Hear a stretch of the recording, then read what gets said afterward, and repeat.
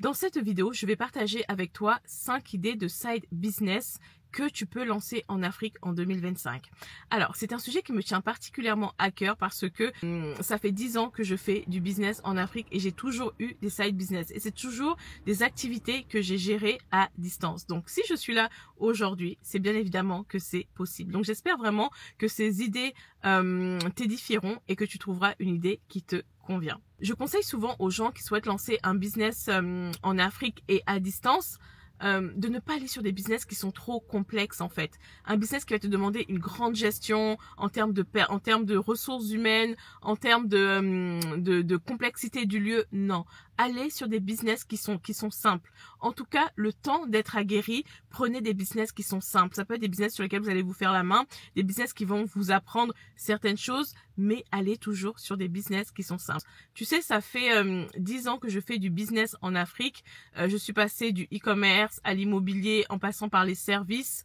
Une chose qu'il faut savoir quand tu fais du business à distance, c'est que tu ne seras peut-être pas celle ou celui qui ira le plus vite. Tu ne seras peut-être pas celle qui ira la plus vite. C'est-à-dire que tu auras peut-être cette impression parfois de tâtonner, mais c'est important de t'accrocher. Accroche-toi à ta vision et une vision d'ailleurs, et une vision de là où tu veux emmener ton business. Parce que la vision, c'est ce qui va te permettre de tenir. Un jour, je vous ferai mon témoignage et je vous expliquerai pourquoi j'ai commencé à lancer des side business en Afrique et pas forcément à côté, à Paris où je me trouvais.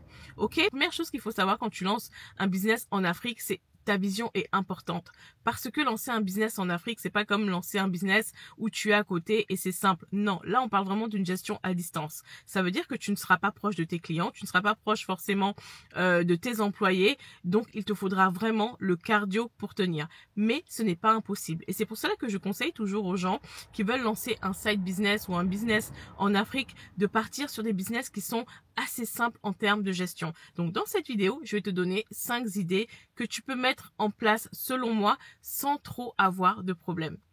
La première idée, c'est la location. Alors là, tu me diras, Marlène, quel type de location? Et je te répondrai que toutes les locations peuvent marcher. Dès lors où tu as quelque chose à louer, ça peut marcher. Que ce soit pour de l'événementiel, machine à barbe à papa, popcorn, il faut quand même faire son étude de marché, hein, parce que il y a quand même des secteurs qui sont plus concurrentiels que d'autres. Si admettons tu es dans le BTP et que toi tu souhaites aller entreprendre en Afrique, commencer à faire des chantiers, avant d'y aller comme ça et de faire des grandes choses, accepte de commencer petit. Pourquoi pas envoyer une machine, comment on appelle ça, un marteau piqueur ou je connais pas très bien les machines, vous m'excuserez, une machine en tout cas, une bétonnière par exemple, et la faire louer sur les chantiers. Tu vois, ça aussi c'est un moyen de tester ton marché, de tester ton offre et de voir s'il y a de la demande. D'accord? Tu peux commencer avec une machine que tu vas exploiter et voir ce que ça va te rapporter. L'argent que ça va te rapporter, encore une fois, tu le réinvestis.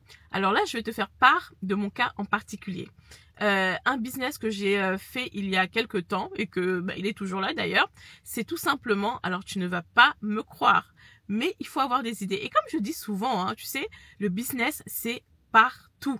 C'est partout. La petite histoire, il y a quelques années, j'ai organisé l'anniversaire de mes enfants et en fait, je voulais vraiment leur faire un très bel anniversaire. Et qu'est-ce que j'ai fait? J'ai loué des mascottes. Je suis allée sur Internet, chercher et on me louait la mascotte à 50 € pour la journée. Et après avoir fêté l'anniversaire de mes enfants, qu'est-ce que j'ai fait? Bah écoutez, j'ai appelé un contact en Chine, j'ai commandé des mascottes, je les ai envoyées au Congo et j'ai commencé à proposer ces mascottes à louer pour les anniversaires. Pourquoi? Parce que même si c'est la crise, même si les parents n'ont pas d'argent, ils essaieront toujours de faire un petit quelque chose pour les enfants. Et quand tu as une mascotte Spider-Man, Pat Patrouille, Miraculous, je crois que c'est ça, les enfants, ils sont toujours heureux. Donc, c'est quelque chose que tu peux glisser. Ah bon, je vous la fais à 30 000 francs la journée, etc. Et tout le monde est content.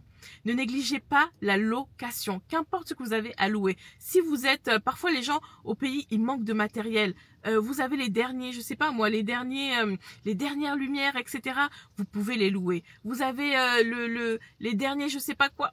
Vous pouvez le louer. C'est une option à ne pas négliger. Et ça va vous coûter quoi? Ça va vous coûter de faire parvenir votre marchandise de là où vous vous trouvez jusqu'en Afrique. Vous voyez? Donc, c'est pas un business qui sera compliqué en termes de gestion. Par contre, attention sur certaines machines, par exemple à la maintenance. Ok? Les personnes qui vont manipuler ces machines-là devront vraiment faire attention. Alors, la deuxième idée, c'est également une idée que j'aime beaucoup. C'est tout simplement créer une agence de nounou. Pourquoi? Parce que quand on regarde au pays, il y a souvent ce problème-là de personnel. Dernièrement, je regardais un documentaire sur ça en Côte d'Ivoire, mais c'est les mêmes problèmes souvent qu'on peut rencontrer, par exemple au Gabon, au Congo, le problème de nounou. L'avantage quand tu as une agence de nounou, c'est tout simplement que en cas de problème, on sait à qui s'adresser. Mais encore une fois, c'est pas un business que tu vas faire à la légère. Dès lors où tu es appelé à prendre soin des enfants des gens, où on est emmené à confier les enfants des gens, tu dois vraiment faire attention à l'aspect sécurité, les personnes que tu vas employer, t'assurer de les former, etc., etc. Ça ne veut pas dire que dès le départ, tu vas commencer, tu auras 10 nounous. Non. Encore une fois, dans les affaires, la loi des petits commencements. Tu commences par une nounou. Tu mises tout sur cette nounou-là. Tu la formes vraiment. Tu testes en fait tu testes ton idée avec cette nounou-là. Et une fois qu'elle est formée, qu'elle est bien, etc., tu la recommandes à une famille. L'avantage dans ce business-là, certains diront que oui, mais on trouve des nounous partout pour garder les enfants. Non, croyez-moi, c'est un vrai problème. Moi-même, je suis maman et à chaque fois que je suis allée en vacances avec mes enfants, c'était un problème pour trouver une nounou. Tu peux avoir une nounou qui est là voilà pour des vacances, qui est là sur l'année scolaire. Tu peux avoir des nounous qui sont bilingues, c'est-à-dire que par exemple toi tu es en Côte d'Ivoire, tu vas chercher, au lieu de prendre les nounous à côté, tu vas plus loin. Tu vas peut-être prendre une nounou qui vient du Ghana, tu la formes correctement et quand tu vends ça à ta cible qui vont être peut-être des expats ou alors des personnes avec une certaine CSP, tu vends nounou bilingue. Tu vois, et en fait là tu ajoutes encore à ton service une plus-value. Pourquoi? Parce que c'est pas seulement une agence de nounou, mais c'est une agence de nounou qui peut vraiment vous proposer du personnel en fonction de votre besoin. Et ça, ce sera pas compliqué à gérer. Il te faudra bien évidemment toujours une personne de confiance qui peut gérer ce personnel-là, bon, le placer, etc. Mais c'est quelque chose que tu peux très bien faire à distance. Comme je le dis souvent, c'est pas parce que tu fais du business à distance qu'il ne faut jamais aller dans le lieu où tu as ton business. Non, tu devras bien évidemment faire des allers-retours, structurer ton activité, etc. C'est également un business qui est très rentable parce que tu peux être payé soit à la commission ou soit tu fais un forfait mensuel. Tu vois, c'est vraiment en fonction de comment tu te retrouves. Mais l'agence de nounou, pour moi, c'est vraiment quelque chose qu'il faut exploiter. Mais si vous l'exploitez, faites-le bien du début à la fin. Du recrutement des nounous jusqu'au branding de votre agence. Soignez vraiment cela, c'est très important. Alors, une troisième idée de business que j'aime beaucoup, c'est vraiment ce qu'on appelle UGC ou alors créateur de contenu. Aujourd'hui, il y a de plus en plus d'entrepreneurs qui se lancent en Afrique, qui veulent faire des business en Afrique, etc. Mais le problème que ces entrepreneurs rencontrent souvent, c'est la création de contenu. Soit elles ne savent pas créer du contenu, soit elles n'ont pas le temps de créer du contenu. Et c'est là où le créateur de contenu intervient. Donc, avec ce business-là, typiquement, si tu veux le faire, il faudra être dans un secteur particulier. C'est-à-dire que si tu es une créatrice de contenu, tu dois être connue pour un domaine en particulier. Créatrice de beauté, créatrice de contenu dans le secteur de la beauté. Donc, tu crées un contenu beauté, créatrice de contenu dans la mode, un créateur mode, et tu as également des créateurs de contenu immobilier où vraiment c'est leur travail et donc ils sont spécialisés là-dedans. Et c'est intéressant, pourquoi? Parce que c'est vraiment un secteur qui est en pleine croissance. On a besoin d'avoir des créateurs de contenu. Moi, j'avais déjà fait appel à des influenceurs. La différence avec l'influenceur, c'est que l'influenceur, tu vas le solliciter pour que, entre guillemets, tu puisses vendre grâce à son influence. Ok?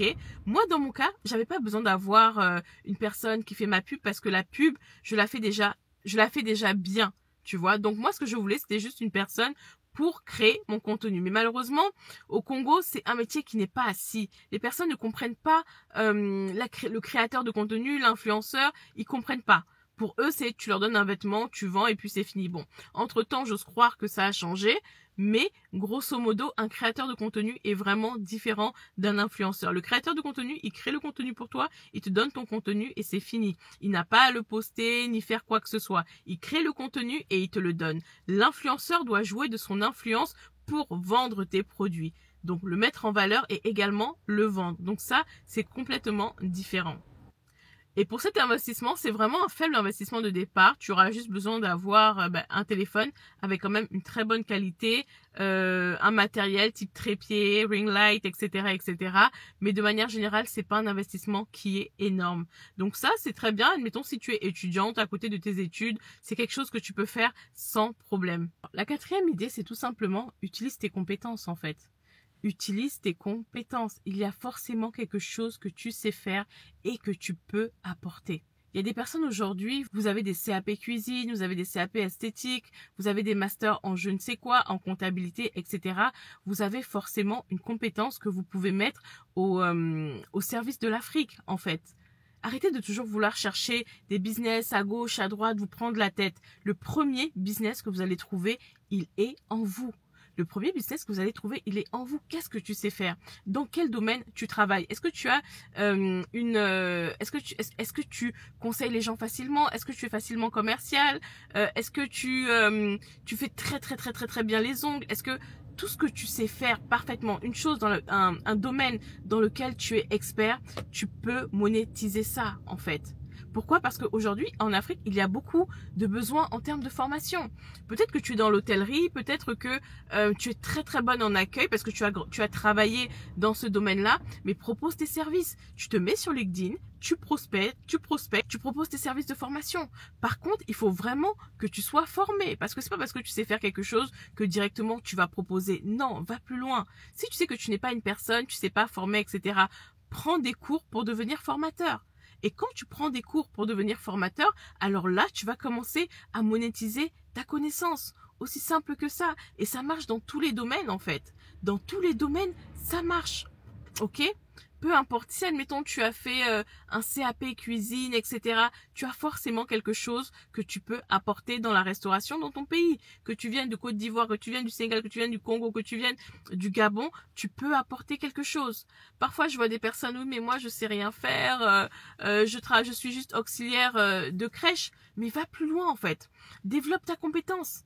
Développe. Si tu as un diplôme d'auxiliaire, forme-toi pour devenir formatrice et tu proposes aux crèches tes services pour former leur auxiliaire en fait.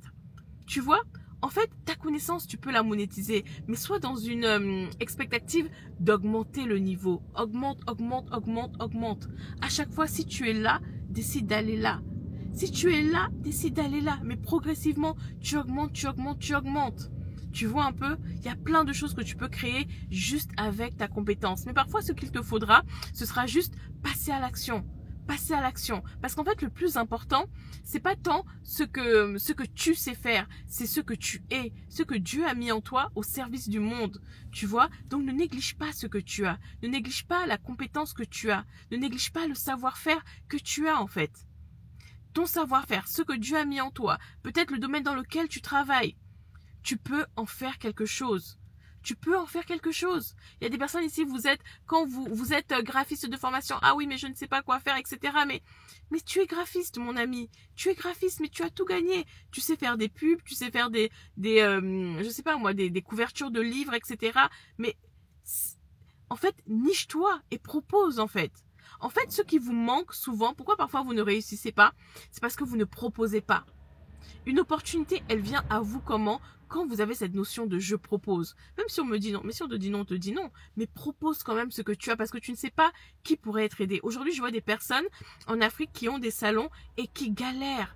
Elles galèrent. Pas forcément dans la formation du personnel, mais juste dans la gestion. Tu vois un peu? Et peut-être que toi, c'est quelque chose que tu fais naturellement. Alors propose-le. Apprenez à proposer vos compétences. Parce que vos compétences, elles peuvent vous emmener loin. Et vraiment très loin. La cinquième idée, c'est clairement ma préférée. Oui, la cinquième idée, c'est clairement ma préférée. C'est tout simplement la location meublée. Donc, ce qu'on appelle vulgairement Airbnb, etc. Alors ça, c'est un business model que j'aime énormément. La location courte durée. Pourquoi? Parce que 1, c'est rentable. 2, ça demande pas une énorme logistique. 3, c'est un bon investissement. Dans le sens où peut-être pour démarrer, vous allez mettre 8 000, 10 000 euros, 6 000 euros, 5 000 euros, peu importe. Et très vite, vous pouvez récupérer votre mise de départ. Ça, c'est un bon business. Pourquoi? Parce que vous n'allez pas avoir besoin de beaucoup de personnel. Vous pouvez prendre une personne gestionnaire qui fera les check-in, les check-out. Et encore, vous pouvez également même faire des arrivées autonomes et mettre en place une équipe technique en cas de problème. En cas de problème, plomberie, etc. et une équipe de ménage, vous pouvez très bien la sous-traiter à une entreprise. Donc saisonnière, c'est vraiment un secteur que j'apprécie beaucoup. C'est vraiment un secteur que j'apprécie beaucoup, mais il faut vraiment être stratégique. C'est-à-dire que ce n'est pas parce qu'on vous dit que c'est un business qui marche que vous allez vous lancer dedans, corps et âme, etc. Non, faites une étude de marché. Faites toujours une étude de marché. Parce que en fonction de la ville, il y a des villes, on va pas se mentir, mais il y a des villes en croissance et il y a des villes en déclin aussi. Même si c'est une capitale africaine, ça ne veut pas forcément dire que ça va marcher. La réalité, c'est qu'il y a des capitales aujourd'hui qui sont en déclin. Et si tu veux aller dans ce secteur-là, il faudrait vraiment que tu sois aguerri. Donc la location courte durée, pour moi, c'est vraiment quelque chose qui marche. Et même si tu ne fais pas de la courte durée, il n'y a pas que la courte durée. Tu peux aller sur de la moyenne durée, tu peux aller sur de la longue durée également. Donc c'est-à-dire que si le modèle des nuits courtes, enfin des nuitées, ne te correspond pas, oui, changer de locataire, etc., etc., tu peux aller sur un modèle de moyenne durée. C'est-à-dire que quand on prend ton bien, on le prend pour 3-4 mois ou alors de la longue durée jusqu'à 1 an. C'est également un modèle qui peut être très intéressant. Bien évidemment, tu ne gagneras pas autant que pour de la location courte durée, mais tu gagneras également et puis on peut dire que tu auras cette sérénité-là. Voilà, donc c'était mes 5 idées de business. Et n'hésite pas à me dire en commentaire ce que tu en penses et si tu as des idées aussi à me suggérer, parce que ça m'arrive aussi d'être un petit peu à court d'idées. N'hésite pas à me les proposer et je pense que dans les prochains jours, on va quand même parler beaucoup immobilier. Voilà, je te souhaite une très bonne journée. Bye bye.